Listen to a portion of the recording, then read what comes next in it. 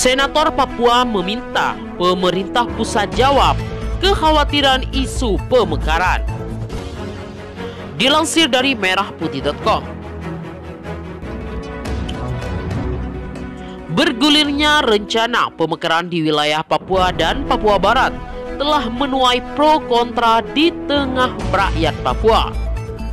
Gelombang reaksi rakyat ini menunjukkan adanya dua apresiasi, yakni kelompok rakyat yang mendukung pemekaran atau pembentukan daerah otonom baru dan kelompok rakyat yang menolak pemekaran.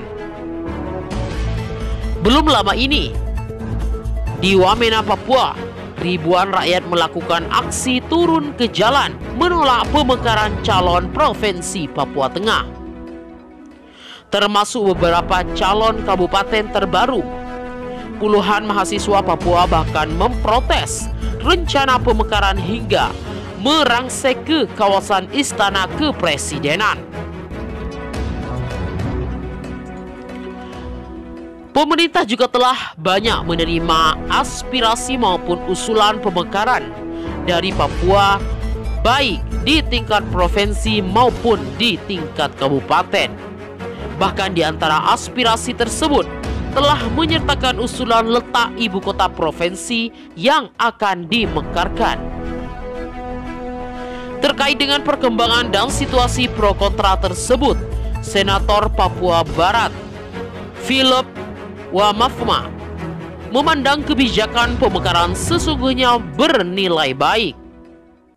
Sebagai amanat pasal 76 Undang-Undang Nomor 2 Tahun 2021 tentang otonomi khusus bagi Papua. Akan tetapi, dia menilai metodologi yang digunakan pemerintah dalam mewujudkan kebijakan tersebut keliru. Metodologi yang keliru ini karena pemerintah mengabaikan kedaulatan dan aspirasi secara umum yang ada di daerah. Pemerintah juga tidak memiliki data yang valid tentang rencana strategis kebijakan nasional dan kebutuhan di daerah, ujar Philip kepada wartawan Sabtu 12 Maret 2021.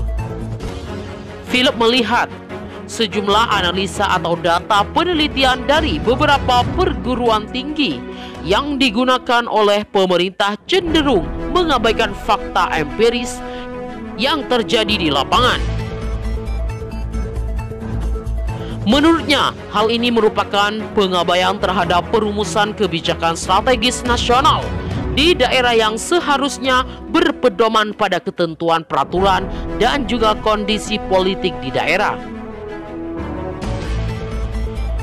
Ketentuan peraturan yang saya maksud adalah landasan utama pembentukan daerah pemekaran atau otonomi daerah, yakni merujuk pada Undang-Undang Otonomi Khusus.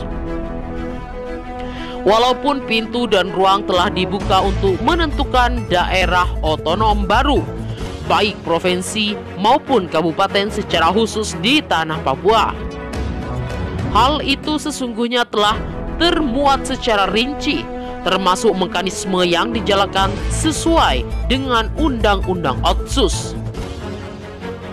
Wakil Ketua Komite 1 DPD RI ini mengkritisi mekanisme yang dijalankan pemerintah dalam mewujudkan pemekaran di Papua.